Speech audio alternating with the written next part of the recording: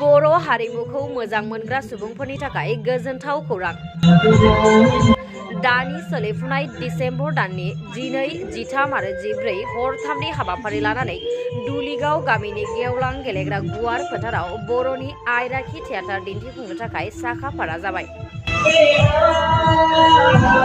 क'क्राझार जिल्ला परबतजरा महकुमानि सिङाव थानाय दुलिगाव गामिनि गेवलां गेलेग्रा गुवार फोथाराव दुलिगाव जौगाफु कमिटिनि बानजायनायाव बर'नि जाखांफुनाय मुंदांखा सावथुन मुलुगनि फावखुंग्रि फामफुलि गयारिनि थियेटार आयराखिखौ फैगौ 12, 13 आरो 14 डिसेम्बरनिफ्राय हरथामनि थाखाय दुलिगाव जौगाफु कमिटिनि हांख्रायनायाव दुलिगावनि गेवलां गेलेग्रा गुवार फोथाराव दिन्थिफुंनाय जागोन।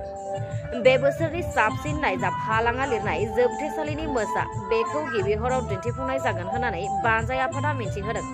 लोगोसे टिकेटनि बेसेनखौ गिबि सियाराव 150 रां आरो नैथियाव 100 रां आरो गेलारियाव 80 रांल' लानाय जादों होननानै मिथिहोदों दुलिगाव जौगाफु कमिटिनि सोद्रोमाया।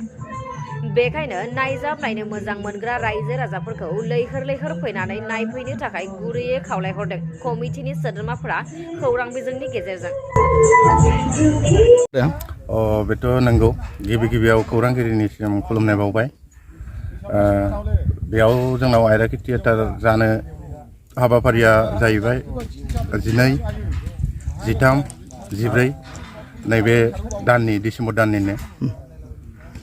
आरो बेवहाय टिकेटनि बेसेनखौ बेसे लानाय जादों? टिकेटनि बेसेन हिसाबै ओरै गिबि थाखोआव सियाराव 150 आरो गेजेराव 100 आरो गेलारि हिसाबै 80 रां। दुलिगाव गामियाव जे थियेटार जे नोंसोरो लाबोनानै खुंदों, दा खाथि खालानि रायजोफोरखौहाय मा मेसेज खालामहरनो सानो? दा बे खौरांगिरि बा निउसनि गेजेरजों जोङो बेखौनो खावलायनो लुगैयो दे दा गावनि हारिमुखौ जाहाथे सिबिनो बयबो अनसायनो बयबो जाहाथे नाजायो आरो जोंखौ जाहाथे नैबे हाबाफारियाव साफ्रोमबो एलेकानि बा एसे गुबुन साइडनि मानसिफ्रा जाहाथे लैहोर लैहोर फैनानै जोंखौ जाहाथे मदद होयो। Thank you.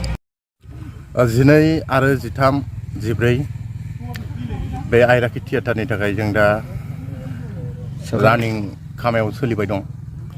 दा बेयावनो जोङो खामानिनि बेलायाव फुरा नांथाबनानै दं। दिनैनिफ्राय लानानै मथथे साननैनि उनावनो बे आयराखि थियेटारा जोंनाव सानथामनि हाबाफारि लानानै जागोन। बेनि थाखायनो जों दा फुरा खामानियाव